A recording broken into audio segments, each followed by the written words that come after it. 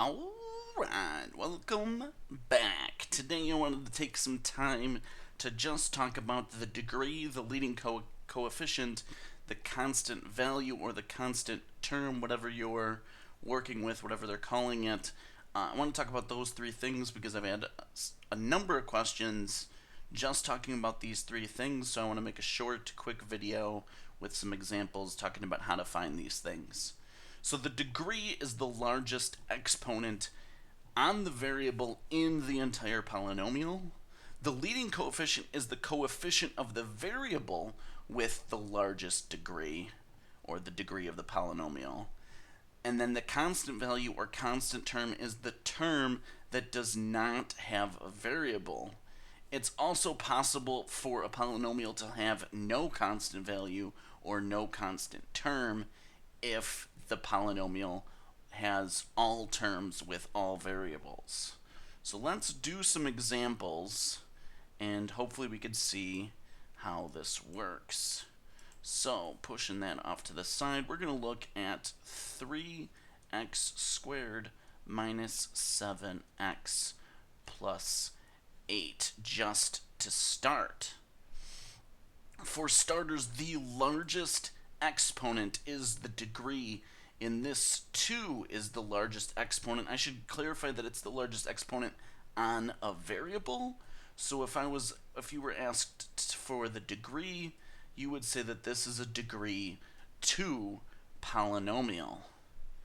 Now looking for that leading coefficient, which I'm going to abbreviate LC for leading coefficient. The leading coefficient is the coefficient on the variable with the degree. So now, since we found the degree, I look at the coefficient in front of that. In this case, that leading coefficient would be 3. It's also good to point out that if your polynomial is in standard form, meaning that all of the exponents are in descending order, your leading coefficient is literally leading the polynomial. It's in the very front, so there it is.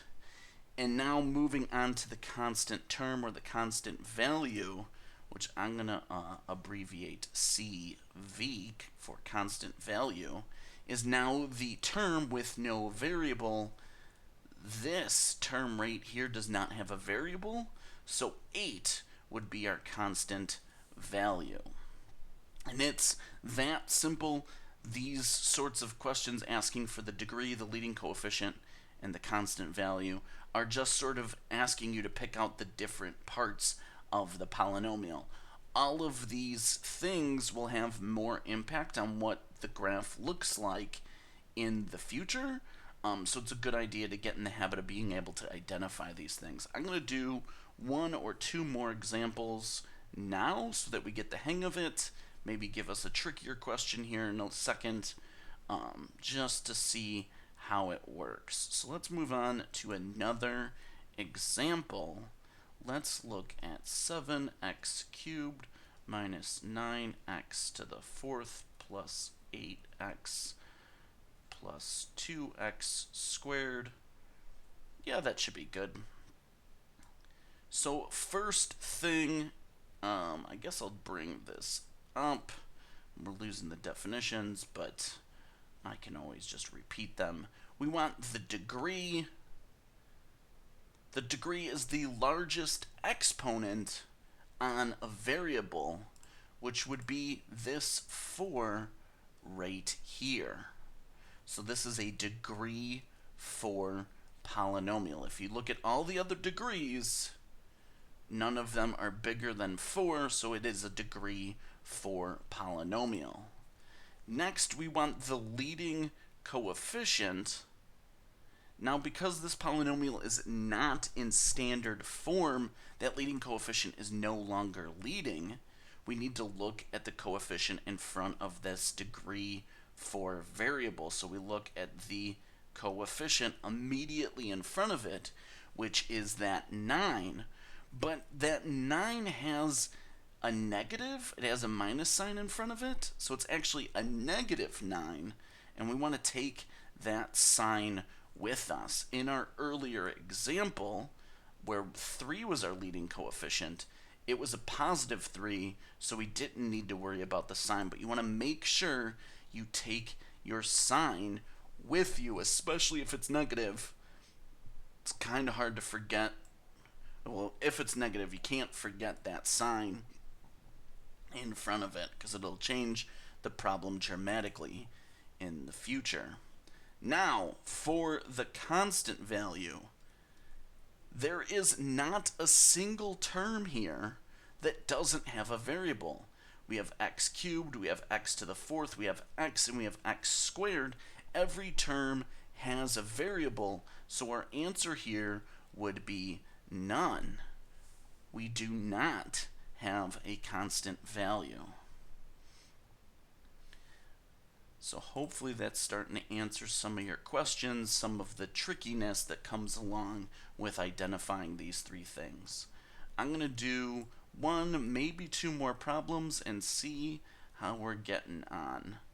5x to the fourth minus 9x plus x to the fifth minus 7. Let's take a look at this problem now.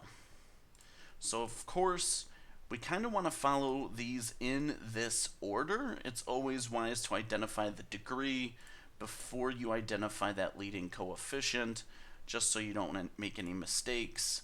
And then the constant value can really be identified at any time, but just out of habit, I'm going to keep doing it last. So the first thing is the degree. It is the largest exponent, which here it is, the largest exponent is a 5, so this is a degree 5 polynomial, which then I'm only looking at this term now for my leading coefficient. After I've identified that degree, my leading coefficient has to come from that same term. And now when we're looking here, there's not a number written.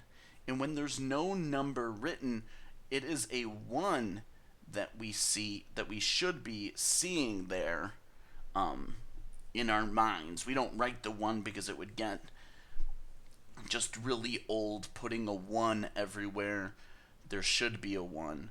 Us mathematicians like to be lazy. So although it's not written there, there is an implied 1 there. So our leading coefficient is 1. And keep in mind, we got to take the sign with it. If there was a minus sign in front of that x to the fifth, it would be our leading coefficient would be a negative 1. And now moving on to the constant value, looking through here, the term with no variable in the term is this 7. But once again, we got to worry about the sign out in front. There's a minus in front, a minus 7, so negative 7 would be the appropriate constant value in this example. I hope you guys found this to be helpful in identifying the degree, the leading coefficient, and the constant value. Don't forget your signs. If you got a question, leave it in the comments. Be more than willing to help. Have a great day.